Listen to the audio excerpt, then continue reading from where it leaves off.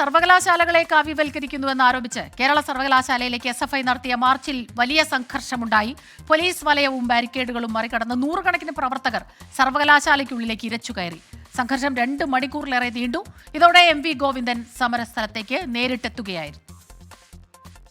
ഗവർണറുടെ നടപടിയല്ല ഇത് വൈസ് ചാൻസലറുടെ തെറ്റായ നിലപാടാണ്. കോടതി പോലും ചൂണ്ടിക്കാണിച്ച കാര്യമാണ്. അപ്പോൾ എന്തും ചെയ്യാം എന്ന ഒരവസ്ഥ ഒരു തരത്തിലും അനുവദിക്കുന്നതല്ല. ഇപ്പോൾ ജനാധിപത്യപരമായ രീതിയിൽ പ്രവർത്തിക്കാൻ പ്രോ വൈസ് ചാൻസലർക്കും വൈസ് ചാൻസലർക്കും എല്ലാം സാധിക്കണം. തോന്നിയ പോലെ എന്ത് തോന്നിയാസം കളിക്കാൻ അതൊന്നും വിദ്യാഭ്യാസത്തിന്റെ ഭാഗമാണെന്ന് പറഞ്ഞാലും, അതുപോലെ തന്നെ RSSന്റെ തിട്ടൂരമനുസരിച്ച് കാര്യങ്ങൾ കൈകാര്യം ചെയ്യാൻ പുറപ്പെട്ടാൽ കേരളത്തിലെ വിദ്യാർത്ഥി സമൂഹവും പൊതു ജനാധിപത്യ പ്രസ്ഥാനങ്ങളും ഒന്നും അതിനായിട്ട് വഴങ്ങിക്കൊടുക്കുന്ന പ്രശ്നമില്ല എന്ന കാര്യത്തിൽ ഒരു സംശയമാണ്. വൈസ് ചാൻസലറുടെ ചേംബറിന് മുന്നിൽ തമ്പടിച്ച SFI പ്രവർത്തകരെ പോലീസ് ബലം പ്രയോഗിച്ചു നീക്കി. 5 വിദ്യാർത്ഥികൾക്കും 8 പോലീസുകാർക്കും പരിക്ക്. കാലിക്കറ്റ്, കണ്ണൂർ, MG സർവകലാശാലകളിലേക്കും SFI നടത്തിയ മാർച്ചിൽ സംഘർഷമുണ്ടായി. സമരത്തിൽ നിന്ന് പിന്നോട്ടില്ലെന്ന് SFI. റിനു ശ്രീധരൻ ചേരുന്നുണ്ട് തിരുവനന്തപുരത്ത് നിന്ന് വിവരങ്ങളുമായി. റിനു, വലിയ സംഘർഷങ്ങൾ നമ്മൾ കണ്ടതാണ്. അതിനുശേഷം ആ സംഘർഷം കൈവിട്ടു പോകും എന്നുള്ളൊരു നിലയിലേക്ക് എത്തുന്നു. പിന്നീട് CPM സംസ്ഥാന സെക്രട്ടറി തന്നെ നേരിട്ടെത്തി അവരെ ശാന്തരാക്കേണ്ട ഒരു അവസ്ഥയിലേക്ക് പോകുന്നു. പോലീസും പ്രതിഷേധക്കാരും തമ്മിലുള്ള കയ്യാങ്കളികളിൽ SFI പ്രവർത്തകർ ഈ സർവകലാശാലയ്ക്ക് അകത്തേക്ക് കടക്കുന്ന ദൃശ്യങ്ങളൊക്കെ തന്നെ നമ്മൾ കണ്ടതാണ്. പക്ഷേ ഒരു ലാത്തി ചാർജിലേക്ക് കാര്യങ്ങൾ പോയില്ല എന്നുള്ളതും പ്രത്യേകം ശ്രദ്ധിക്കേണ്ടതാണ്, അല്ലേ? തീർച്ചയായും സ്മിത, സമാനതകളില്ലാത്ത ഒരു പ്രതിഷേധമാണ് ഇന്ന് സംസ്ഥാനം കണ്ടത് എന്നുള്ളതാണ്. പ്രത്യേകിച്ച് തിരുവനന്തപുരത്തെ കേരള സർവകലാശാല ആസ്ഥാനത്തേക്ക് SFI നടത്തിയ സമരം എന്ന് പറയുന്നത് ഈ അടുത്തിടെ SFI നടത്തിയ ഏറ്റവും വലിയ പ്രതിഷേധങ്ങളിലൊന്ന് എന്ന് തന്നെ പറയേണ്ടി വരും. കാരണം സർവകലാശാലകൾ കാവ്യവൽക്കരിക്കുന്നതിനെതിരെ ഗവർണർക്കെതിരെ ആയിട്ടാണ് വലിയ രീതിയിൽ ഈ പ്രതിഷേധം ഉണ്ടായത്. രാവിലെ സർവകലാശാല ആസ്ഥാനത്തിൻ്റെ മെയിൻ കവാടം കടന്ന് ഇവർ അകത്തേക്ക് കടക്കുന്നു. അതിനുശേഷം അഡ്മിനിസ്ട്രേറ്റീവ് ബ്ലോക്കിലേക്ക് കടക്കുന്നു. പോലീസ് വലിയ ബന്ദോബസ്താണ് സർവകലാശാലയിൽ നടത്തിയിരുന്നെങ്കിൽ പോലും പോലീസിനെ തള്ളിമാറ്റി ഇവർ മുകളിലേക്ക് ചെല്ലുന്നു.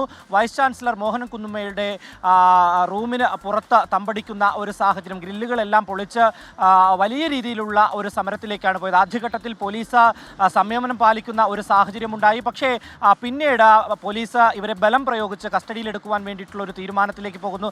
ആ സമയമാണ് സമരം വലിയ രീതിയിൽ അക്രമാസക്തം ആകുന്നത്. പോലീസുമായി വാക്കേറ്റവും ഉന്തും തള്ളും ഒക്കെ തന്നെ ഉണ്ടാകുന്നു. വനിതാ പ്രവർത്തകരെ അടക്കം SFI പ്രവർത്തകരെ അടക്കം പോലീസ് ബലം പ്രയോഗിച്ച് വലിച്ചു വെച്ച് വാനിനകത്തേക്ക് കയറ്റുന്ന ഒരു സാഹചര്യം. ഇതിനിടയിൽ ഒരു പോലീസ് ഉദ്യോഗസ്ഥൻ നിലത്ത് വീഴുന്ന ഒരു സാഹചര്യമുണ്ടായി. അപ്പോഴേക്കും ചെറിയ രീതിയിലൊരു ലാത്തി പ്രയോഗം ഉണ്ടായി എന്ന് തന്നെ നമുക്ക് പറയേണ്ടി വരും. പക്ഷേ മറ്റ് അക്രമ സംഭവങ്ങളൊന്നും തന്നെ ഉണ്ടായിട്ടില്ല എന്നും നമുക്ക് പറയാം. അതിനുശേഷമാണ് വലിയ അക്രമ സമരത്തിലേക്ക് പോകുമെന്ന് കണ്ടാണ് CPMന്റെ സംസ്ഥാന സെക്രട്ടറി MV ഗോവിന്ദൻ ഈ സമരസ്ഥലത്തേക്ക് എത്തുന്നതും SFIയുടെ നേതാക്കളുമായി സംസാരിക്കുകയും അഭിവാദ്യം ചെയ്യുകയും ചെയ്യുന്നത്. അതിനുശേഷമാണ് ഈ സമരം അവസാനിപ്പിച്ചത്. ഏകദേശം 8 പോലീസുകാർക്ക് പരിക്കേറ്റിട്ടുണ്ട് ഈ സമരത്തിൽ. അതുപോലെ തന്നെ 5 വിദ്യാർത്ഥികൾക്കും പരിക്കേറ്റിട്ടുണ്ട്. എന്തായാലും കസ്റ്റഡിയിലെടുത്ത SFI പ്രവർത്തകരെ AR ക്യാമ്പിലേക്ക് മാറ്റിയിരിക്കുകയാണ്. അല്പസമയത്തിനകം അവർക്ക് ജാമ്യം ലഭിക്കുമെന്നുള്ള ഒരു വിവരമാണ് നമുക്ക് ലഭിക്കുന്നത്. എന്തായാലും നാളെ അവർ പണിമുടക്കിന് ഒരു ഐക്യദാർഢ്യം പ്രഖ്യാപിക്കും. അതിനുശേഷം മറ്റന്നാൾ വീണ്ടും അതിശക്തമായിട്ടുള്ള സമരത്തിലേക്ക് ഗവർണർക്കെതിരെ പോകും എന്ന് തന്നെയാണ് അറിയിച്ചിട്ടുള്ളത്.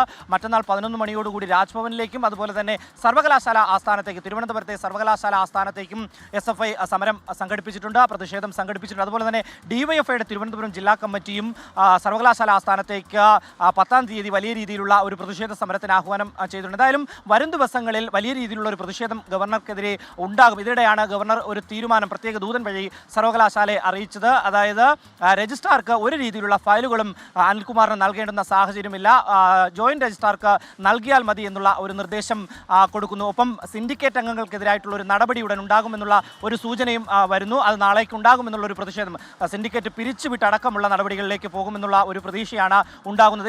ഇതേസമയം കാലിക്കറ്റ്, അതുപോലെ തന്നെ കണ്ണൂർ, അതുപോലെ തന്നെ MG സർവകലാശാലയിലേക്കും SFI വലിയ രീതിയിലുള്ള ഒരു പ്രതിഷേധം. ഇതിൽ MG സർവകലാശാല ഒഴിച്ചാൽ മറ്റ് 2 ഇടങ്ങളിലും കാലിക്കറ്റും കണ്ണൂരും വലിയ രീതിയിലുള്ള ഒരു പ്രതിഷേധം, പോലീസുമായി വാക്കേറ്റമുണ്ടാകുന്നു, ജലപീരങ്കി പ്രയോഗിക്കുന്നു. ഇങ്ങനെ സമാനതകളില്ലാത്ത ഒരു പ്രതിഷേധം തന്നെയാണ് ഇന്ന് കേരളം കണ്ടത്. സ്മിത.